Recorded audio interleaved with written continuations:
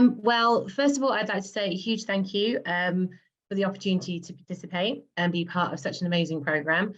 It's a tricky one because I've got to follow an incredible keynote speech from Professor Jason, which was just beautiful. I'm sure we can all agree that that was, and a really moving tribute to Dr. Bernadine as well, which I would like to reinforce because it's been an absolute pleasure to get to know her recently, and I'm so grateful to her for giving me the opportunity to be here today.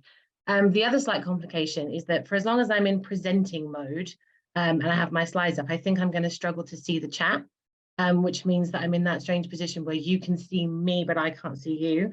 And I also can't see necessarily in real time the contributions people are making in the chat box.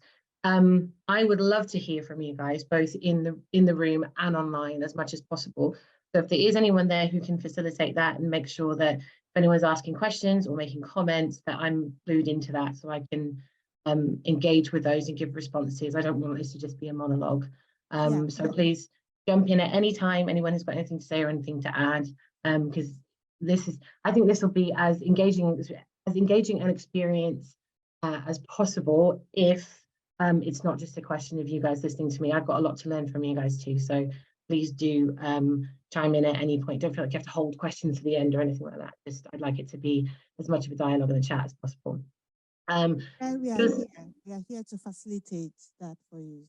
That's fantastic. Questions, yeah. It's really good to hear. Thank you so much. So the workshop is entitled Leading in Spaces That Are Not Designed for You or Designed with You in Mind. And that is hopefully fairly self-explanatory, but we'll come to both the reasons you might feel that is the case, and also some of the strategies that you can use through your journey, in your journey through academia to deal with some of those challenges.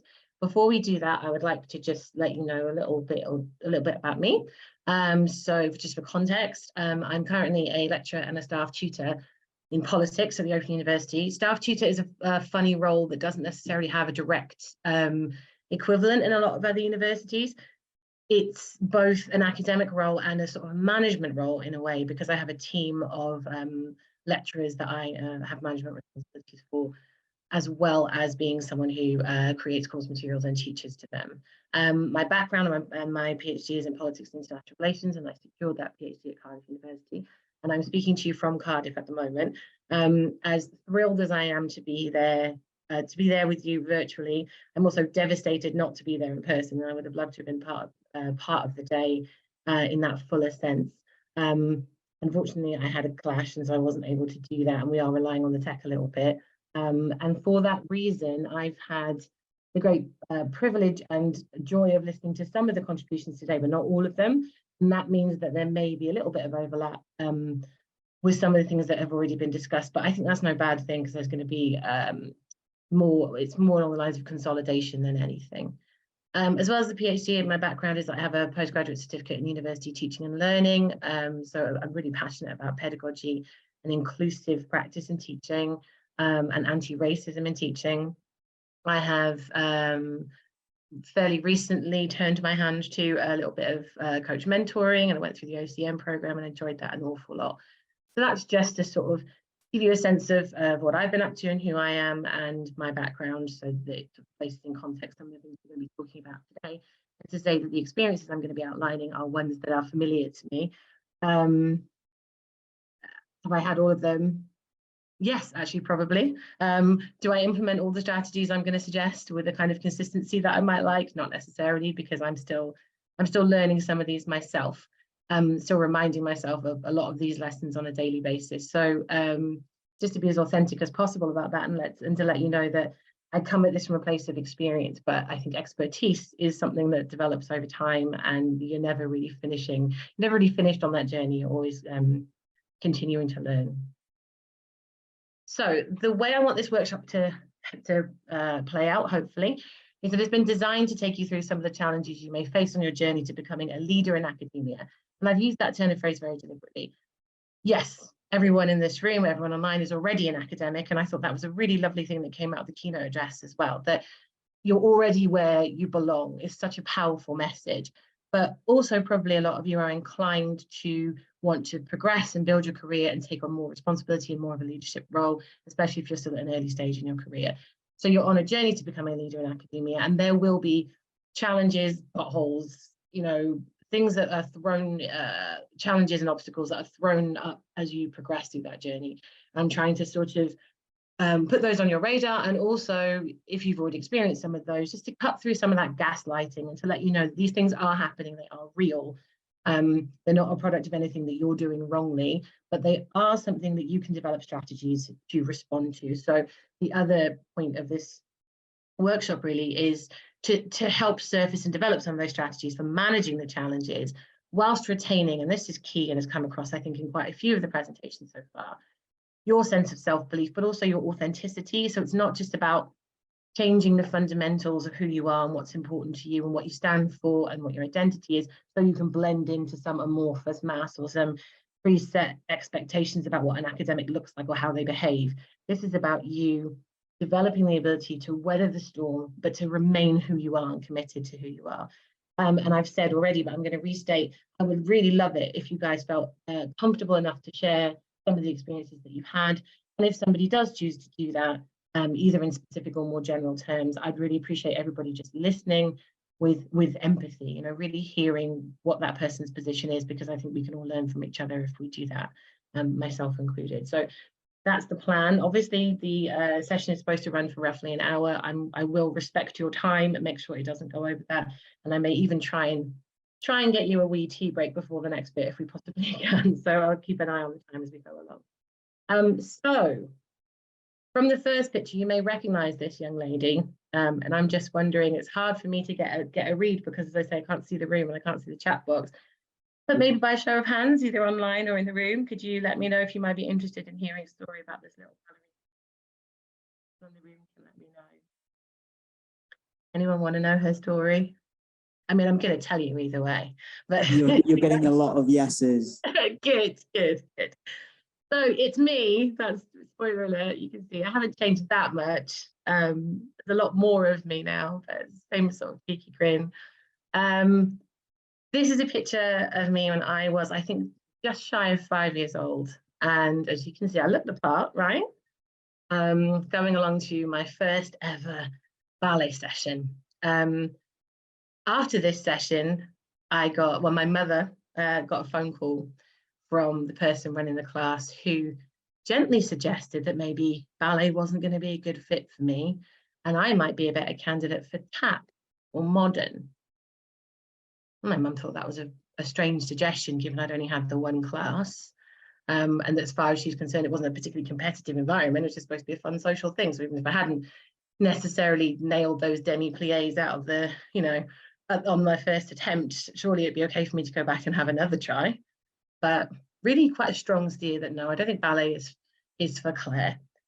And then my mum rang around a few friends and realized that 2 other people in the class had that same suggestion made to them, that maybe tap, maybe ballet. Can anyone hazard a guess as to what those 3 little girls, me and my friend Louise and my friend Ruthie, may have had in common that made us different from the other teeny little ballerinas in the room? Anyone? It's hard for me to see the responses, so I'll need someone to tell me if anyone's made the connection. What did you say, sorry? Is it because you were black? Yeah, shock horror, yeah. All 3 of us, we were the only Black kids in class, and all 3 of us got the same racially coded suggestion that maybe this style of dance wasn't for us. Anyone want to hazard a guess as to how my mum responded?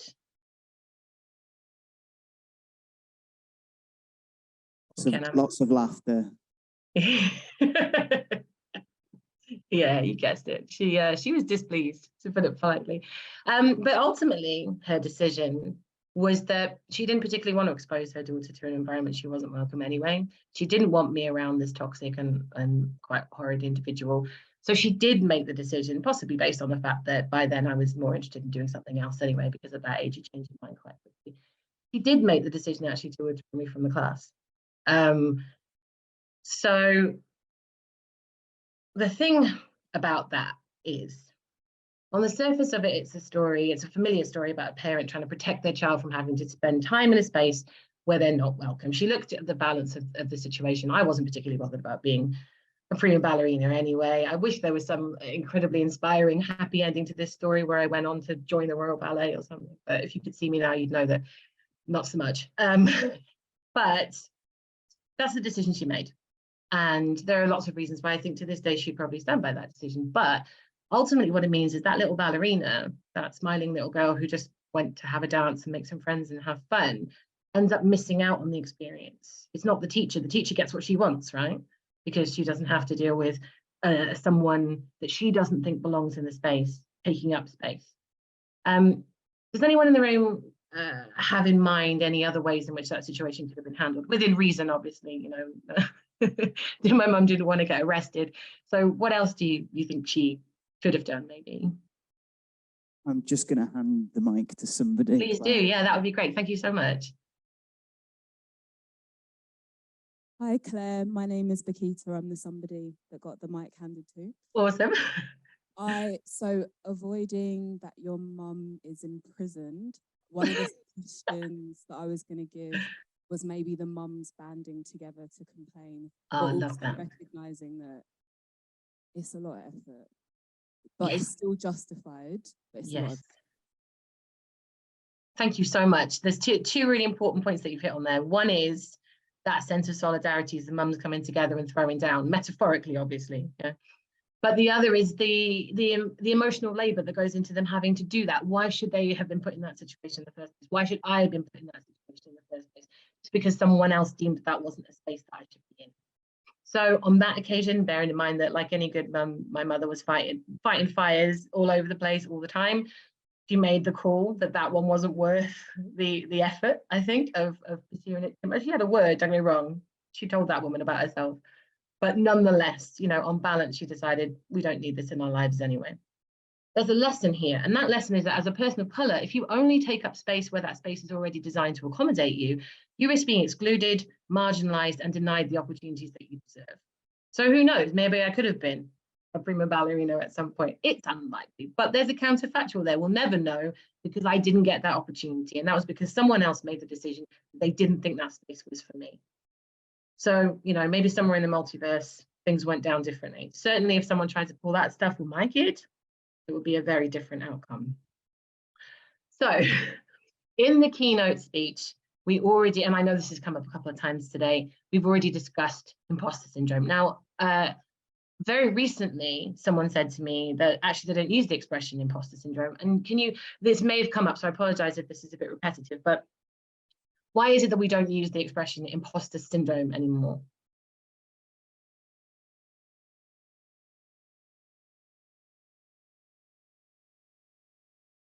I think we're all ears, Claire. Oh, excellent. Okay. Well, essentially, because it's pathologizing, right? A syndrome is something, it's a you problem almost. It's like imposter syndrome is, this is the thing I'm carrying around with me. This is what I'm bringing to the table. This is how I'm feeling. Whereas imposterization, which is an important difference here, is something that's being done to you. It's the way you're being made to feel. And I think it's very important in terms of ownership over where this problem is coming from for us to use the right type of language. When we say this is a process, this is something that's being imposed upon us from the outside and something that we are internalizing that's becoming part of our identity. So when you're an imposter in any given situation is someone who is unqualified or unprepared or lacking ability or skill or just not putting the work in. If that applied to anyone in this room or online, you wouldn't be where you are right now.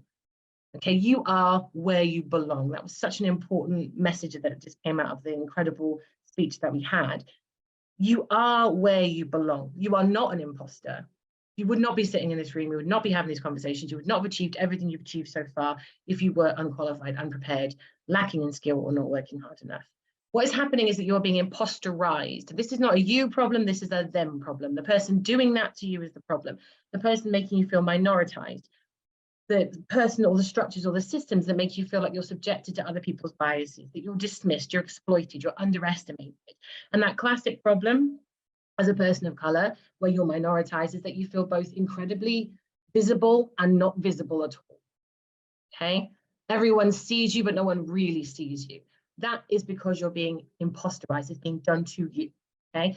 And if you take nothing else from the discussion that we're going to have now, I want you to take this, which is that if you feel like you don't belong in academia, If you have a moment or several moments, because I mean, I still have them to this day, when you feel like an imposter, please try to remember that you are being made to feel that way. And for as long as someone else is pushing that narrative on you, you have the capacity to push back against it, especially in a way which draws on the solidarity of the community and on the shared and collective experience that we are all having of being imposterized.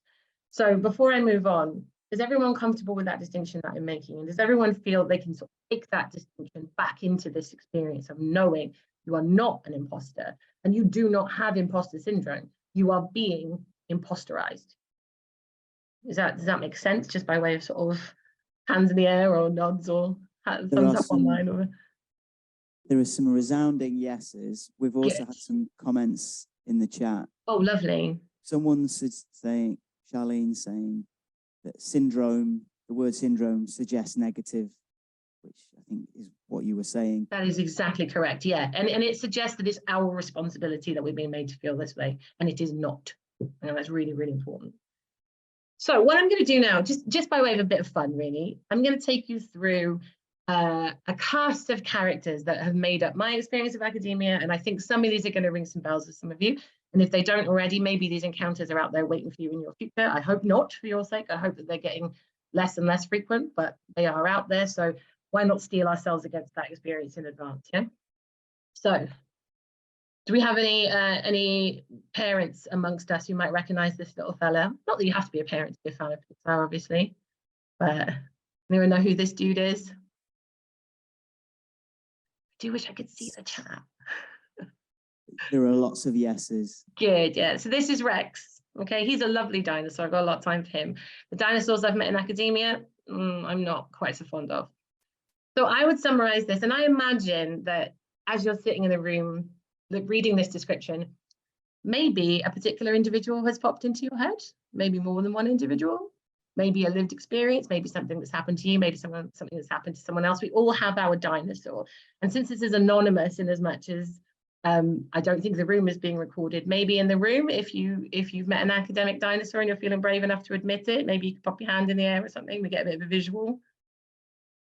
A visual that I can't see, granted, but you can all see it amongst yourselves. There are 3 or 4 hands. Okay, well, I'm glad it's not more, actually. That makes me really happy. Or maybe some of you are just not wanting to identify yourselves in case you give the game away a bit. But I certainly have encountered a case like this. And this is someone who doesn't wish to learn or change. They know they're at the end of their academic career. The way the academy has worked for them has benefited them, and so they don't really see the need for change. And it's often someone who doesn't differentiate between evolving standards and declining standards, so that when there are conversations about, say, decolonizing the curriculum, they don't hear the value behind doing that. They just think that you're throwing out the classics, and why would you do such a thing? How can you possibly teach political theory without starting with Plato? A genuine question that I've been asked several times, by the way. How can you teach this when you're leaving out the canon, not realizing that the canon is not this, this immovable mass? It's something that a bunch of people have decided constitutes the basis of knowledge in a particular discipline, and that we can revisit the basis of knowledge, and we can make it more inclusive and more diverse, and therefore actually more valuable. There are people who don't want to have those types of conversations. And those also tend to be the people who enjoy making you feel at any opportunity like you're a diversity hire. I hope that there aren't too many people in this room who've had that experience, but because it's a nasty one, it goes back to what I was saying about imposterization. It's people making you feel as if you don't belong in that space. And there are also people who tend to be hostile to leadership from women or people of color, because again, man, that links to the diversity hire thing, like, oh yeah, of course they're giving her the chance to do it, that type of thing. So what I'm going to do is I'm going to go through the characters, and then I'm going to circle back to some of the ways that we can deal with them, I think. What about this one? Again, you can indicate visually if you've had an encounter with someone like this. If you don't feel comfortable doing that, if you'd rather not share that experience, that's fine too. I went back and forth about whether I'd call them a credit stealer or a credit thief. I think either applies. So this is someone who doesn't necessarily pull their own weight in joint projects. but is not at all shy about putting their name on those projects when the occasion serves. About 10 hands, Claire. Okay, yeah, I thought so. The way to spot one of these people is that they will encourage you to open up about your ideas before those ideas are fully formed, because that gives them a really good opportunity to swoop in and claim credit for that idea and try and make it their own. They are also classically concern trolls. So they're the people, if there's an opportunity you want to pursue, they tend to be the sorts of people who tell you not to go for it, but they will couch it in terms of, I know you've got a lot on, and I feel like maybe you're spreading yourself a little bit too thinly, and maybe this has come a bit too early for you, that type of thing. So it almost feels as if they're pulling for you, and they're worried about your concern, your well-being, and they don't want you to burn out. But implicitly, scratch the surface a little bit, and really they're just probably not loving the competition. They might be, if someone who's really pulling for you might be inclined to say, well, look, give it your best shot, but if it doesn't come off, don't worry too much about that. Don't feel bad about yourself because you've got all these other things going on as well. Or they might be inclined to say, if you want to do all these different things, have you got a schedule in mind to make sure that you're not taking on too much at the same time? But the naysayer, the person who's just like, oh yeah, that program, I don't know if that's a good fit for you right now. I don't know if you can fit that in. It tends also to be the person who wants that opportunity for themselves. Sorry to interrupt. We've had somebody on the chat saying that they've experienced this with a senior academic who had a dismissive attitude towards their research and then used it to develop a call for papers for a journal and rejected my submission. I want to say I'm surprised by that. Unfortunately, yeah, that is a tale as old as time, that one. And it is difficult because there's something that will often happen with someone who is your superior in that sense, and so it's quite difficult, but we'll come on to some strategies around how you can get ahead of those kinds of behaviors. You're not alone, is what I would say in that. That's a very common experience, an upsettingly common experience in that. You've got the ladder puller. Now, I didn't know the content of the keynote address when I called this slide that, but the idea that the ladder can be pulled down is very, very important, and that's what we should be doing. Okay? Anyone who has should be doing exactly that, sharing the wealth, trying to create that sense of community and collectivity so that we can bring each other along. But we have already discussed, and I've seen this pop up a few times, that's not always what people do. And this is where people from our own community can sometimes turn on us a little too. So it's easy to mistake the ladder puller for an ally, and that's because their journey is ostensibly similar to yours. So if you join a department and you see someone, you have that sometimes relatively rare experience of seeing someone who does look like you, or does have what you imagine might be a similar journey or a similar background to you, you might instinctively think, oh, cool, that's someone that I can maybe form a bond with and form a relationship with. But that's not always the case, because in reality, the ladder puller is someone who feels that they had to fight for their place in an unequal system. And so to their mind, so should everyone who follows on after them. And that can make people in that position reluctant to share their experience or to advocate for you.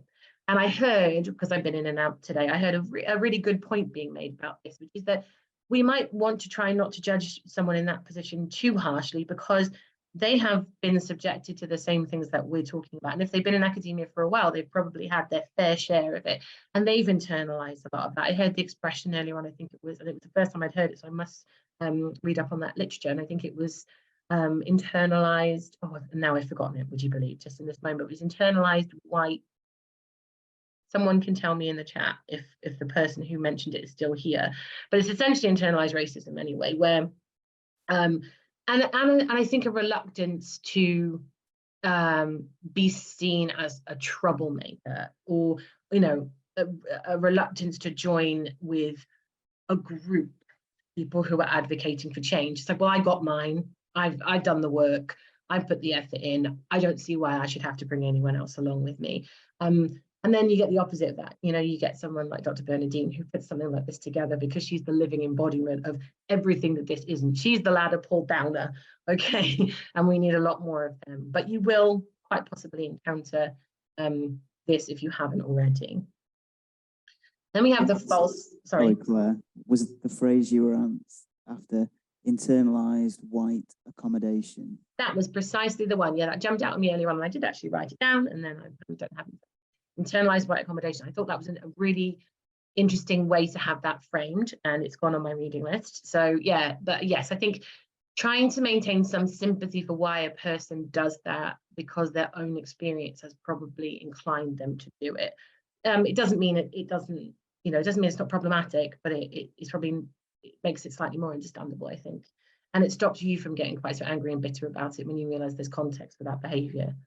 The false ally.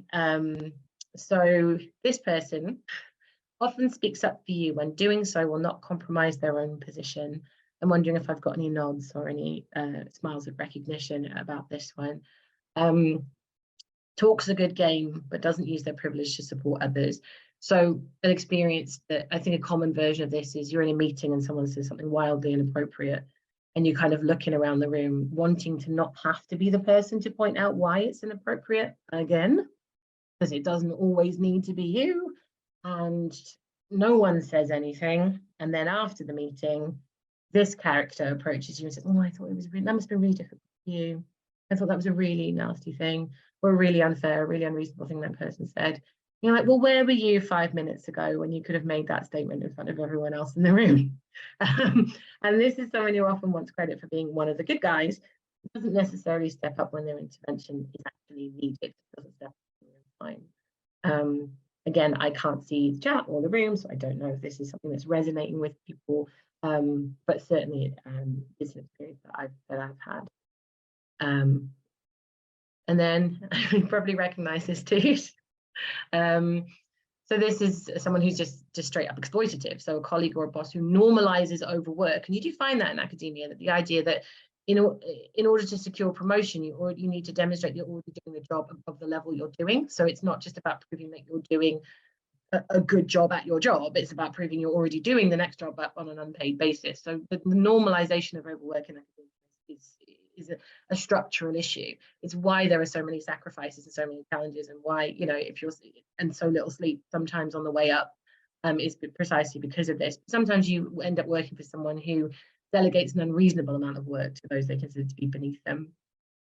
They often will give the impression when they do that those demands are short term. Oh, we've got the ref coming up, we've got this, we've got that. If you could take on this extra thing, and if you do, you know, something else will come up for you later. So it's reciprocal. But actually, if it's left unchecked, that behavior tends to get worse rather than better, because if someone gets away with being exploited to do it once, you've got to ask yourself why they wouldn't do it again. You know, it makes sense for them to continue doing so in a lot of ways. And then we have this individual, whom I have chosen to name the derailer. So whether at a meeting or in a conference or in the throes of a joint research project, some people simply cannot help but center themselves in someone else's narrative. Has anyone out there been to a conference, given a paper, or watched someone else give a paper, and then it comes to the Q&A session, and someone will take the mic and they'll say, I really enjoyed your paper, and then comes the ellipsis. I really enjoyed your paper, but ... And then they will launch into a sort of 20-minute monologue about all the reasons that actually your research, or the research of the person whose paper they've just done, is not fit for purpose, and they should actually do it the way that this person who's asking the question would do it. And did I tell you about that one time that I worked with this guy and this other thing that I published? And they basically want to just, you know, center themselves in the narrative and tell a story. It's all about them. And at the end, there doesn't actually seem to be a question. You know, it's more just a statement of how successful and impressive they are, and how it should basically try and be just like them. Now, engaging with these attempts can consume a great deal of time and emotional labor. It doesn't necessarily add a lot of value to your career. So you can learn. There are lots of people you can learn from in those situations, and what you're looking for when you present a paper is constructive criticism and feedback. That's how you learn. That's how you grow. But there is a difference between that and someone who just really rather likes the sound of their own voice and isn't necessarily invested in your career progression. So it's important to keep an eye out for them and not let them feed into the narrative that you're unworthy or that you're an imposter. And that brings us full circle to what we talked about before. Okay, so that's my cast of characters, and that's not to suggest that everyone you encounter in academia is going to be a negative type of an individual and is going to have a negative effect on you or your career. Quite the opposite. I would like to think that these people are the exception now more than the rule, but they are out there. Okay. And there are things you absolutely do not need to do in response to these people. And there are things you cannot afford to do for the sake of your own mental health and your own career progression in response to these people. You never need to apologize for who you are. Sometimes you'll be made to feel as if you do. You never need to apologize for who you are. You never need to lose your authenticity to blend in. You never need to compromise your mental health. You can't compromise your mental health in the long term because it will implode. And whatever progression you've made whilst dampening down and ignoring what your body and mind are trying to tell you will be derailed if you reach breaking point because you haven't been engaging in self-care. It's a shame in many respects that the workshops are running in parallel, because the workshop that's also going on at the moment is about the importance of self-care, and I think everybody will benefit from that too. Hopefully it'll be recorded and anyone who's here now will get the benefit of that one as well. What you should know, looking around the room that you're in right now or looking down the chat, is that you're also not alone. You never need to feel alone. And something that's so valuable about a space like this is that you can feel that in a much more tangible way. You're not alone, that this is a common experience, and that there are other people you can turn to, where you can speak openly about this, where you can excise the tension and the stress and the upset and the emotional turmoil that some of these encounters can engender. You are not alone. This is a systemic issue. This is a them problem, not a you problem. And you never need to lose sight of those systemic factors and the ways in which they're underlying your experiences.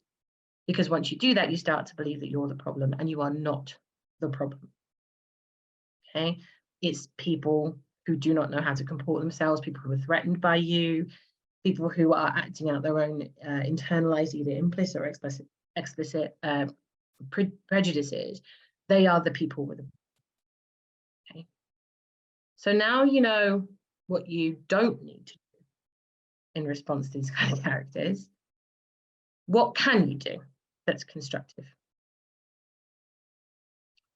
So I've got a couple of suggestions here, but what I'd really like to do as well as we go along is, if anyone else has any other strategies they want to put in the chat box or they want to call for the mic, what I really want to do is kind of crowdsource solutions to this, because there's so much expertise in the room, there's so much expertise online, that I feel like me just listing some stuff you could do is a bit of a wasted opportunity. It'd be much better to hear those insights from a room full of academics, accomplished, successful academics. What I would say initially is it helps to build up your wins and to start small so that you can demonstrate and develop your leadership skills. So it's about doing something discrete and specific that you can get done, well, that you can get done fairly autonomously. I mean, obviously, you know, it's important to network and it's important to work alongside people. But in the first instance, if you're trying to just get something done, just to give yourself the confidence to know, do you know what, I do belong. This is the right space for me. And I know that because look at this conference that I organized out of my department, or look at this paper that I co-authored, or look at, you know, look at A, B, C, look at these relatively small stepping stones that I put in place that count as a win. If you've got something in your department where people give regular research updates or regular talks about their approach to teaching, or just anything where they're kind of checking in, but the stakes are quite low.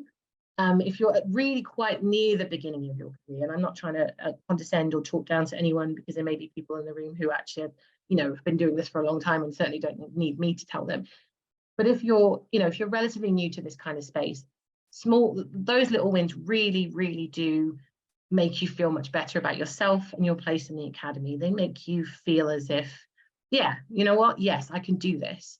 And I have demonstrable proof that I can do this. I'm starting to build a proven track record of excellence, and I'm doing it on my own terms. I'm doing it with things that interest me, with things that I'm passionate about, and with things that I have agency over. Also say, don't be afraid to credentialize yourself in academic spaces. And what I mean by that is, I'm not talking about just, you know, just bragging or showing off. But I think for a while after I got my doctorate, for example, I didn't necessarily want to introduce myself as Dr. Malcom. Oh, I don't know about that. It seems a bit, you know, it seems a bit like I'm blowing my own trumpet. But I worked really hard for that.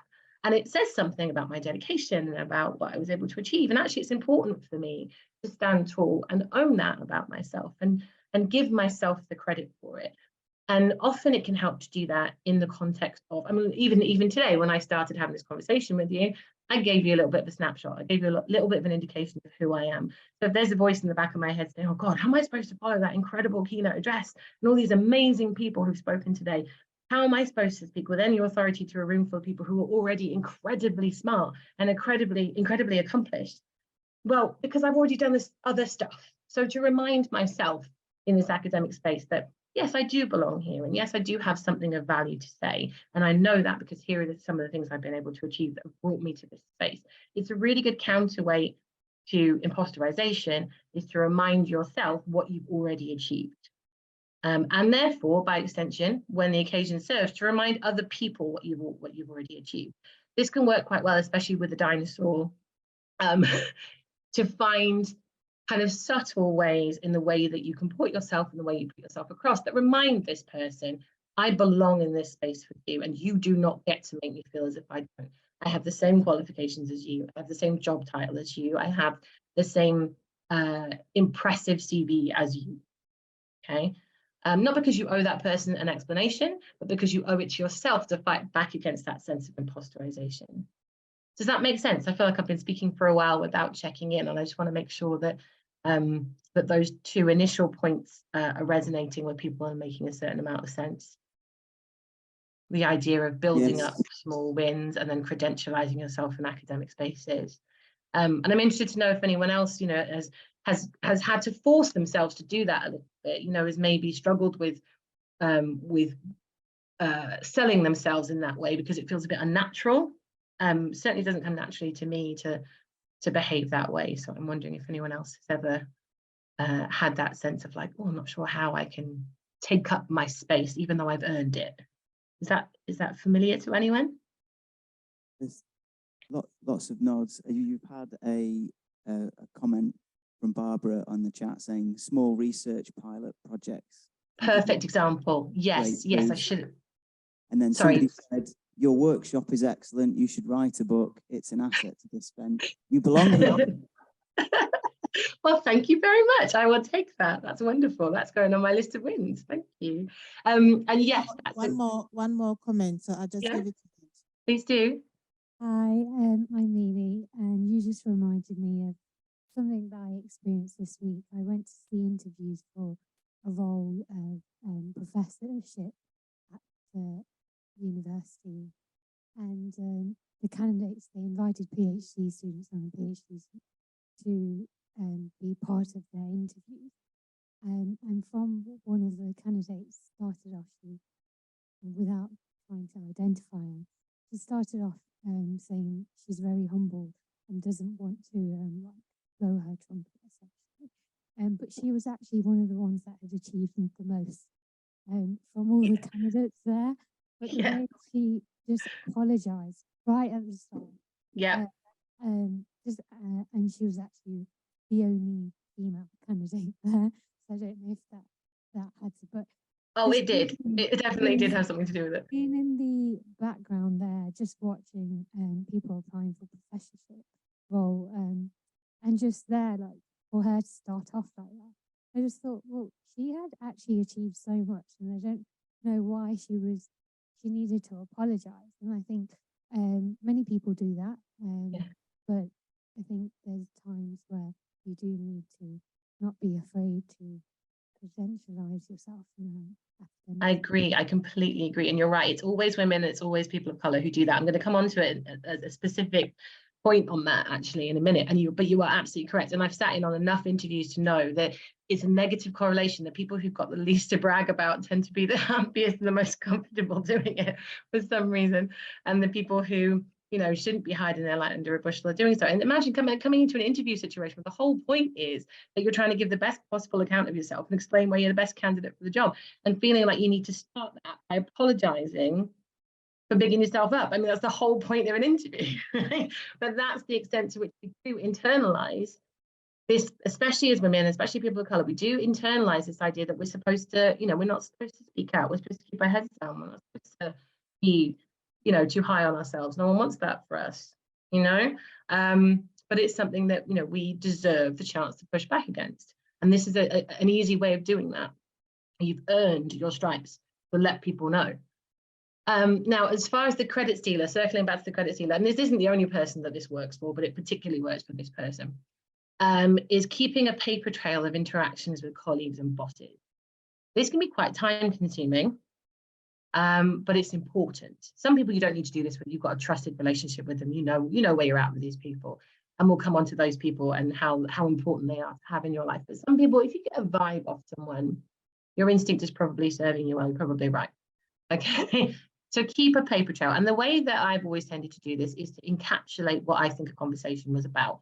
And the more contentious and the more difficult that conversation was, the more important that paper trail is. So I will tend to start an email and I'll be like, dear so-and-so, I hope you're well, because we've got to be polite, yeah? And then further to our conversation earlier, it's my understanding that you suggested A, B, C, D, and E. Or, you know, I'm under the impression that you felt this way. And if they've said something they shouldn't have said, they've said something dodgy, and you present that back to them in written form, they've got one of two choices. They either need to double down on the thing they've said, and now you've got evidence that they've behaved inappropriately, or they need to retract what they said, okay, and behave in a way that's commensurate with how the interaction should have gone in the first place. So they then need to say to, oh, I'm very sorry if I gave the impression that A, B, and C actually meant this.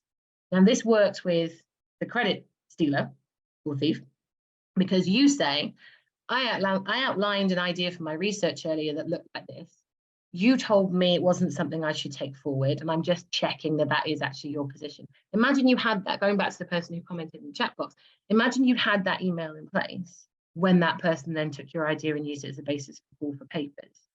You've just got the option. What you do with that then is up to you, but you've got the option, if you so choose, of calling that person out, because it's timed and dated. So it's very clear that your idea became the basis of their work. Okay, so I'm not telling you to be paranoid. I'm not telling you to scribe every single interaction you have with everyone. Most people are good people. I genuinely believe that. And I especially think in a community like this, we are pulling for each other.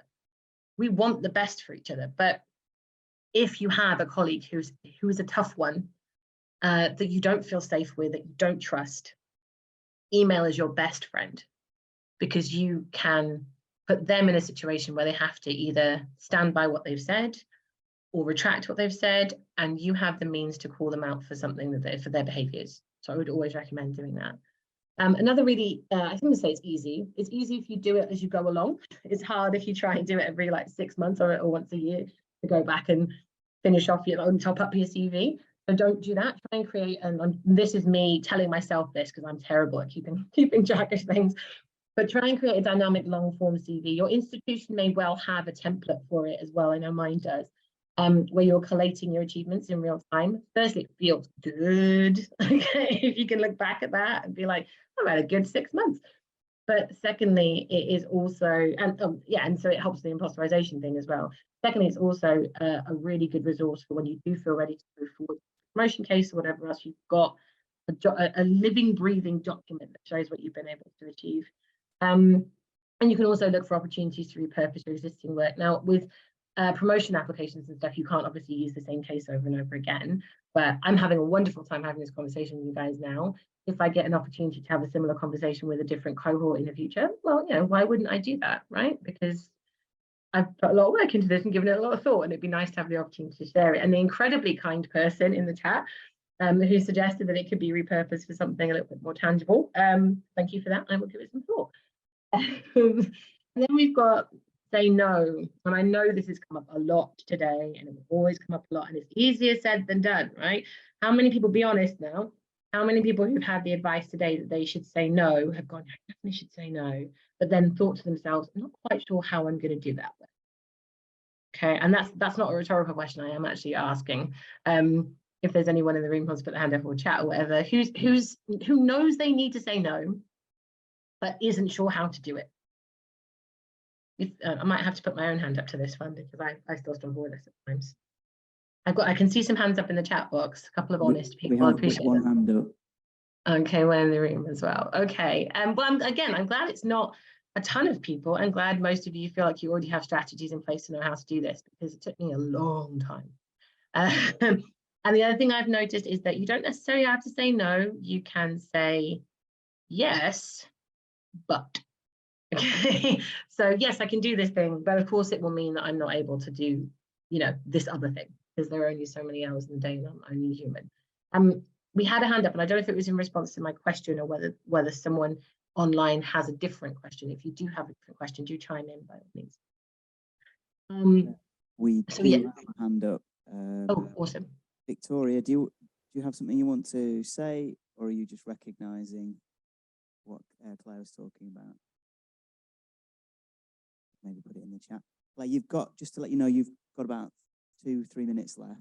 Yeah, no worries. We'll speed ahead then. Okay, so if you can't say no, say yes, but. Okay, and then these are really quick as well. Delegate. You do need to delegate, but you need to delegate carefully. Think about who you're trusting. Use that paper trail, and make sure that you are holding on to the things that are most important to you, that you're the most passionate about, and maybe finding support for the things that you can entrust to someone else. If someone behaves inappropriately, I'm crediting Professor Marcia Wilson for telling me this, because she's wonderful. If someone behaves inappropriately, take a breath. You don't always have to respond immediately. The temptation when someone has said something dire in a meeting is sometimes to just jump on that because you're really angry and really hurt. Or it can be that you sit with it for a long time because then you feel bad that you didn't respond quickly enough.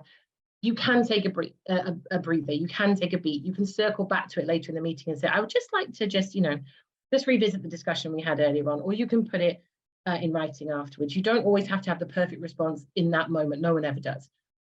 Recharge your batteries in spaces that are designed for you. Okay, so places like this that are so restorative. I recently had the extraordinary privilege of going to the 100 Black Women Professors Now program, which is where I met some of the incredible women who are there today with you. And just the feeling of looking around the room and seeing 65 Black female academics, it was the most restorative experience you could possibly hope for. And then you take what that gives you and you go back into spaces that are not designed for you, feeling stronger and feeling better able to cope. Remember that there is such a thing as being too grateful. And that's not me undermining what was said earlier on in the keynote about how important it is to be kind and to be collective and to be supportive. And it links this other point in as well. You can't be all things to all people, and good citizens are early casualties in academia a lot of the time. If you're taking on too much, you will burn out. Okay, and being too grateful is that thing where exactly as we said, turning up to a professor interview and being so self-deprecating that you apologize for showing off your own credentials, or the expression, and we hear it a lot, and we heard it a lot in the keynote as well. I was fortunate enough to. You were, and that's so important to hold on to that and to have that humility and that appreciation for everything good in your life and those opportunities. But don't let that balance out. Actually, I earned this. I belong in this space. The reason I'm here is because I'm good at what I do and I belong here. Okay, don't be too grateful. Be humble, be decent, don't be too grateful. And then seek out the voices you do need. And this is us coming to an end here. So these are pretty self-explanatory, but this is what keeps you sane in academia, is your constructive critic, someone who can be honest with you and tell you about your wins, but also tell you where there's space for improvement. Friends, both within and beyond work, are your everything. They're your fulcrum, and they'll keep you balanced. A sounding board, someone who's just really good at listening. That could be a therapist or a counselor. It could just be a friend, anyone who will just listen to you and just give you that space, hold that space for you and let you be heard. Coaches and mentors, they're slightly different from one another, obviously, but then they work brilliantly in conjunction with one another. I won't go into a great deal of detail about mentoring and stuff, because I know it's come up already. Cheerleader. And I know that Dr. Bernadine is in the room right now. She's one of these for me. She's always incredibly positive and supportive, makes me feel fantastic about myself. I wish I could carry a little version of her in my pocket everywhere I go. The inspiration, I mentioned Marcia Wilson earlier on, having someone you can look up to who's already done it and proves that trail can be blazed. And then real allies. An ally can be a friend can be an ally, or they can be two different things. But finding those allies, bringing those people into the space and holding them close to you, because they'll get you through those more difficult times. So just to sum up then, the paradox at the heart of this workshop is that I've been helping you to surface solutions to problems you ought not to have to face. It's upsetting that we're still having these conversations about how we navigate academia, because academia, like all parts of our society, continues to be riven with systemic bias and racism. That is a problem. That is a real thing. And I've witnessed some progress during my time as an academic. An event like this speaks to that progress and speaks to how much we can help each other and support each other and be seen and heard by one another. But it shouldn't be the work of racialized and minoritized groups to dismantle those barriers. We didn't put them in place, and they're not ours to dismantle. Okay, other people who are benefiting from this system should be the ones who are helping to take it apart. Okay, so taken together, that having been said, with that context in place and knowing that there's so much happening to you and around you that's not your responsibility, don't have agency over, what you need to do is concentrate on the things that you can do for yourself. So taking together the tips we've discussed today are a survival strategy. And I want you to think of them as like a toolkit that you can draw on to keep you strong and focused and to help you claim your space and to keep track of your successes and to be your own loudest cheerleader. In the absence of a little Dr. Bernadine that you can carry around with you, you have to be your own Dr. Bernadine, okay? You have to believe in you because there'll be a lot of people who make you feel as if you shouldn't, okay? And we need you to do that. Everyone in this room needs to do that. And everyone online needs to do that, because if anything is going to change, although it's not our job to make those changes happen, we do need to pull together as a community and be there for each other. And we can only do that if we're all at our strongest as a collective and as individuals. We need to keep it together, and we can only keep it together in the face of all this provocation and all this stress and all these challenges if we continue claiming our space, counting our successes, cheering on ourselves and the rest of our academic community and the rest of our Black community and community of people of colour. So the big finish then, if you take nothing else from this discussion, I just want everyone in this room and online to remember that you are enough. So thank you so much for joining me. That's my email address if anyone wants to drop me a line. And another huge thank you to the organisers for giving me the chance to participate. It's been a wonderful experience, and I only wish I could have been there in person.